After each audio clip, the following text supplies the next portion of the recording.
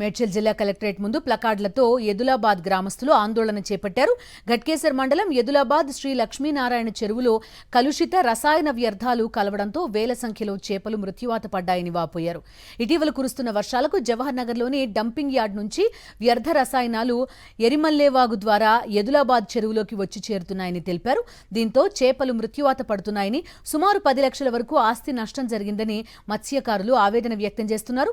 అధికారుల దృష్టికి తీసుకెళ్లిన పట్టించుకోవడం లేదని, ఇప్పటికైనా అధికారులు స్పందించి డంపింగ్ వ్యర్థాలు చెరువులో కలవకుండా తగిన చర్యలు తీసుకోవాలని ఎదులాబాద్ గ్రామస్తులు డిమాండ్ చేస్తున్నారు. అధికారులు స్పందించకపోతే కలెక్టర్ చేంబర్, సీఎం ఇంటిని ముట్టడిస్తామని హెచ్చరించారు.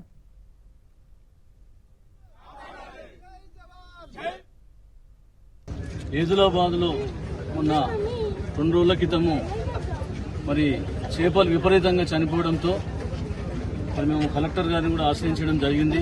ఆ డిస్ట్రిక్ట్ ఫిషరీస్ ఆఫీసర్ కూడా రావడం జరిగింది.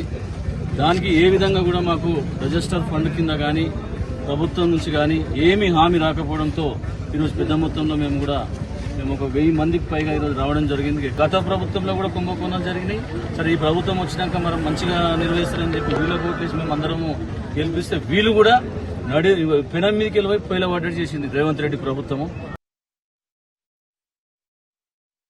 తాత ముత్తాతల నుండి ఈ యొక్క చేపల వృత్తి మీద ఆధారపడి జీవిస్తున్నాము.